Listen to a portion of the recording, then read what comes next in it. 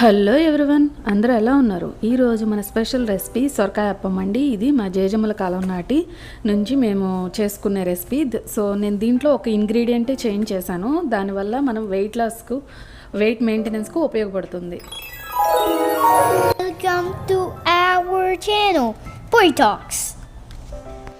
So ఫస్ట్గా పచ్చిమిరపకాయలను తీసుకోండి. వీటిలో సి విటమిన్ పుష్కలంగా ఉంటుందండి, కానీ వేడి చేస్తే కొంతవరకు లాస్ అవుతాము. తర్వాత జింజర్, అల్లం తీసుకోండి. దీంట్లో కూడా మనకి డైజెషన్కి సంబంధించిన ప్రాపర్టీస్ చాలా ఉంటాయండి. సాల్ట్, సో ఇదంతా మిక్సీ పట్టి పేస్ట్ లాగా మనం సిద్ధం చేసుకొని పక్కన పెట్టుకోవాలి. తర్వాత మనం సొరకాయ అండి, కొంతమంది ఊళ్ళల్లో ఆనపకాయ అంటారు. దీనికి తోలు తీయకుండా అలాగే ఉంచి మనం తురుముకోవాలండి. సో దీంట్లో కూడా వాటర్ కంటెంట్ ఎక్కువ ఉంటుంది. సో ఫైబర్ కంటెంట్ అనమాట, మన వెయిట్ లాస్ చాలా బాగా ఉపయోగపడుతుంది. సో నేను ఇలా అంతా తురిమేనండి, అంటే గ్రేట్ చేయడం అంటారు కదా. సో మనకి కొంతమంది తురమలేని వాళ్ళు మిక్సీ పట్టుకోండి, కానీ కొంచెం టేస్ట్ డిఫరెన్స్ ఉంటుందండి. ఇలా అయితే కనుక ఇంకా టేస్టీగా ఉంటుంది. చూసారు కదా, నేను ఈ గ్రేట్ చేసేది తీసుకున్నాను, దీంతోనే తురిమానండి. నేను ఇండియాలోనే తెచ్చుకున్నాను. పైన కొంచెం స్లైసెస్ లాగా మనము పొటాటో చిప్స్ చేస్తాం కదా, అక్కడ ఆనియన్ని నేను అలాగా స్లైసెస్ చేసుకున్నానండి. చక్కగా ఈక్వల్గా ఉంటుంది. మనము పిండికి కలిపేటప్పుడు కూడా ఈవెన్గా కలిసిద్ది.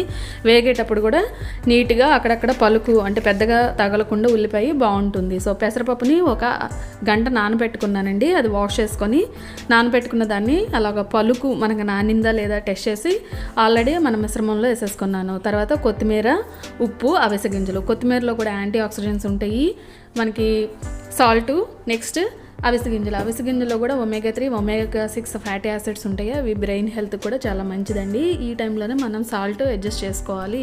కొంచెం ఉప్పు ఎక్కువ వేసుకోవాలండి, ఎందుకంటే మనం పిండి కలుపుతాం కాబట్టి. సో వాటర్ చూస్తారు కదా, ఆ వాటర్కి తగ్గట్టుగా మనం పిండి కలుపుకోవాలి.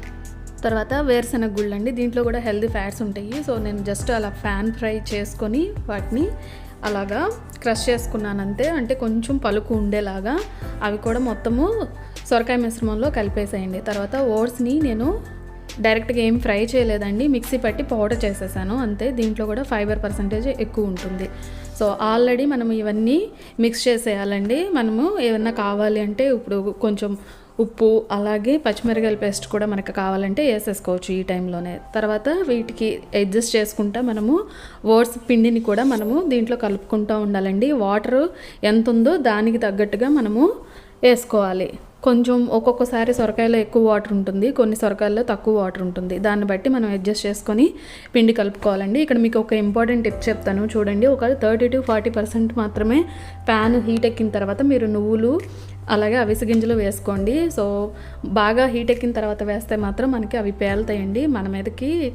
సో తర్వాత మనం పిండి తీసుకొని అప్పచ్లాగా అలా ఒత్తుకోవాలండి. తర్వాత కొంచెం ఆయిల్ వేసుకోవాలి, 1 స్పూన్కి ఇంకా తక్కువే వేసాను నేనైతే.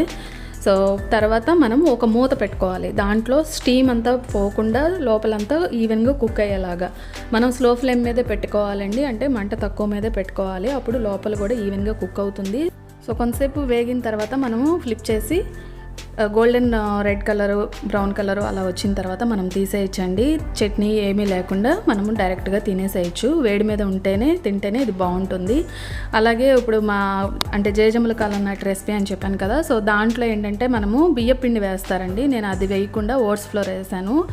ఓట్స్ పిండి వేయడం వల్ల ఏంటంటే మనకి హెల్తీగా ఉంటాము, ప్లస్ వెయిట్ బ్యాలెన్స్డ్కి, వెయిట్ లాస్ అవ్వడానికి కూడా ఉపయోగపడుతూ ఉంటుంది.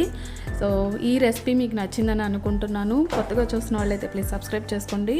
Thank you. ఇంకొక మంచి వీడియోతో కలుద్దాము. బాయ్.